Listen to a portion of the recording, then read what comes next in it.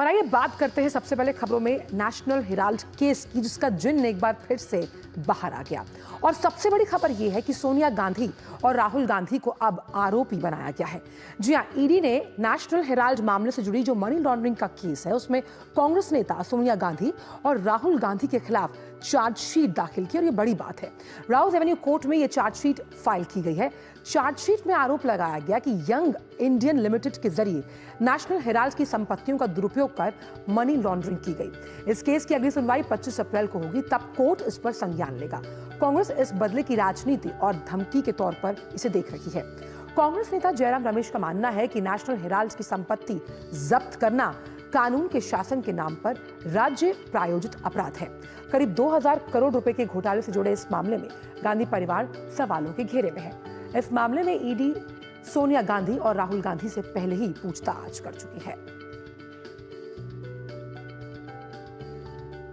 तो आखिरकार ये नेशनल हेराल्ड का जो पूरा मामला है, आखिर ये क्या है, आइए पहले उसे समझते हैं। तो ये मामला है 20 नवंबर 1937 का, और 1938 में नेहरू ने नेशनल हेराल्ड अखबार की शुरुआत की थी। आखिरकार ये अखबार जो था ये कई दशकों पहले शुरू किया गया, और इस अखबार के शुरू होने से ही हम मान सकते हैं कि ये पूरा मामला क्या है। कांग्रेस की नीतियों को प्रसारित करना नेशनल हेराल्ड अखबार का प्रमुख मकसद था, जिसकी वजह से इस अखबार को शुरू किया गया। नेशनल हेराल्ड को 1962 में दिल्ली मथुरा रोड पर जो जमीन है, सिर्फ अखबार के प्रकाशन के लिए उस जमीन को आवंटित किया गया था। यानी कि मेरठ में जो वो जमीन थी, सिर्फ अखबार के प्रकाशन के लिए उसे आवंटित किया गया। नेशनल हेराल्ड के संचालन के चलते एजीआई को भारी नुकसान पहुंचा था। 2008 में नेशनल हेराल्ड का प्रकाशन बंद कर दिया गया, क्योंकि मुनाफे में नहीं चल रहा था अखबार। और प्रकाशन बंद करने के बाद एजीएल के साथ अब हेराफेरी का खेल शुरू हुआ, जिसमें नवंबर 2010 में एक शेल कंपनी, इसको हम बोल सकते हैं, यंग इंडिया नाम की एक कंपनी जो वजूद में लाई गई। और साफ तौर पर इसमें सोनिया गांधी और राहुल गांधी की बराबर की 38% की हिस्सेदारी थी। गांधी परिवार की अगर बात करें तो यंग इंडियन के हिसाब से 76% शेयर जो थे वो उनके पास थे। यानी ये सारा खेल जो है वो पैसे को लेकर है। 24% शेयर जो थे वो मोतीलाल वोरा, ऑस्कर फर्नांडिस और सुमन दुबे। सुमन दुबे बहुत बड़ा नाम है जब हम इस पूरे नेशनल हेराल्ड केस की बात करते हैं, और किस तरह से सैम पित्रोदा भी एक बड़ा मोहरा है नेशनल हेराल्ड केस की तमाम अन्य जो गोपनीय बातें हैं उससे जुड़े हुए। 2010 में एजीएल में करीबन 1000 से ज्यादा शेयर होल्डर्स थे, और 90 करोड़ की जो देनदारियां हैं उन्हें चुकता करने की बात कही गई 26 फरवरी 2011 को। ये टाइमलाइन है जो हम आपके साथ शेयर कर रहे हैं।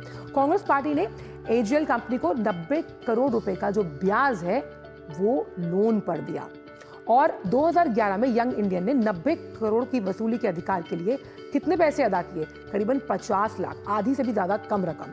और यंग इंडिया ने 50 लाख का जो कर्जा था उसे माफ कर दिया। यानी कान इधर से पकड़ा और इधर से कान को छोड़ दिया गया।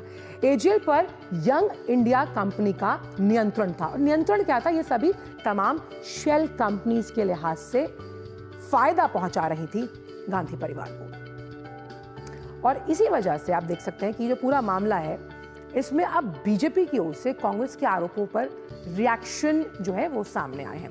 पार्टी प्रवक्ता सुधांशु त्रिवेदी ने यह कहा कि ईडी द्वारा सोनिया और राहुल गांधी का नाम चार्जशीट में आना पूरी तरह से एक टेक्निकल मामला है।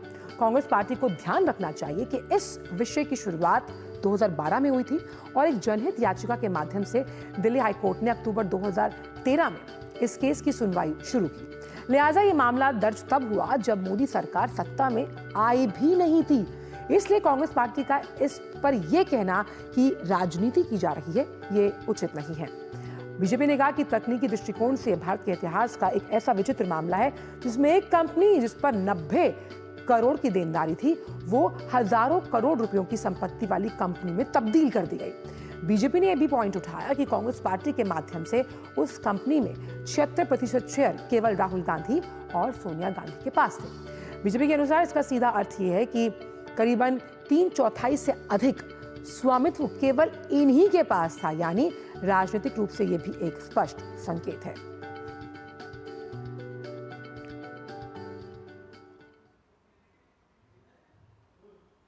निदेशालय यानी ईडी के द्वारा जो श्रीमती सोनिया गांधी जी और श्री राहुल गांधी जी का नाम चार्जशीट में आया है, यह प्योरली एक टेक्निकल मामला है।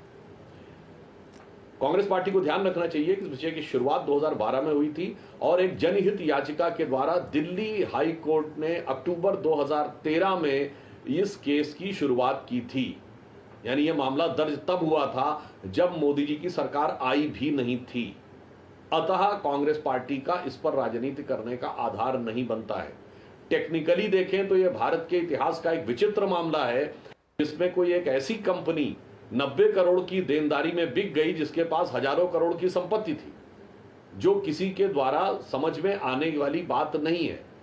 तीसरी बात यह थी कि कांग्रेस पार्टी के द्वारा इसमें 76% शेयर सिर्फ राहुल जी और सोनिया जी के पास थे। मतलब राजनीतिक दृष्टि से बहुत साफ दिखाई पड़ता है कि 2/3 से अधिक सिर्फ आपके पास रहेगा और बाकी किसी के पास नहीं।